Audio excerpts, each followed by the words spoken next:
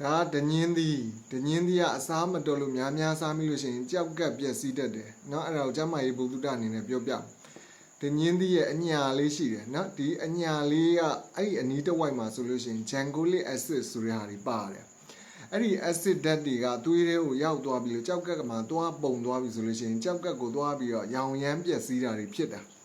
အဲ့ကကြောက်ကကြီးကတအားရောင်ပြီးခါးတွေတအားနာအော်ဟစ်ပြီးစေးကန်းကိုရောက်လာနော်စီးသွားတာကိုကြည့်လိုက်ရင်လည်းသွေးတွေနဲ့နော်ပြည်တွေလိုဟာမျိုးတွေနော်ဖြူဖြူနှစ်တွေနဲ့စီးလျက်တစ်စက်နှစ်စက်အဲ့မှာသွေးတွေနဲ့အခဲလိုက်တွေပြည်တွေလိုဟာမျိုးတွေရောနော်ဖြူဖြူနှစ်တွေရောဖြစ်တာအဲ့ကြောက်ကရောင်ရမ်းပြီးပြက်စီးသွားပြီဆိုတဲ့လက္ခဏာကိုပြတယ်နော်စီးရမထွက်တော့ဘူးနော်အဲ့ခါကျတော့ဘာလုပ်ရလဲဆိုဆေးရုံကိုပို့ပြီးတဲ့ခါကျတော့တို့ကဒီကြောက်ကတ်တွေကိုနော်စောင့်ကြည့်ပြီးတဲ့ခါကျလိုအပ်လို့ရှိရင်ကြောက်ကတ်တွေပြန်ဆေးပြရတာအဲ့တော့ကာယံတင်းလို့ကြောက်ကက်ကပြန်ကောင်းသွားရင်တော့တော်သေးတာပေါ့နော်တချို့ဆိုလို့ရှိရင်ကြောက်ကက်ကအခန့်ရှိတယ်ကြောက်ကက်ကအားနည်းနေတဲ့ဟာတွေကြောက်ရှိတဲ့ဟာတွေဆိုလို့ရှိရင်ကြောက်ကက်ကပြက်သွားတတ်တယ်နော်အဲ့ဒါကြောင့်မလို့ဒါကျမကြီးဘုသူတအနေနဲ့ပြောပြတာဒုစီတော့ဒညင်းသီးတွေကပေါ်နေပြီကချင်ပြည်နယ်ဆိုတဲ့ခါကျတော့နော်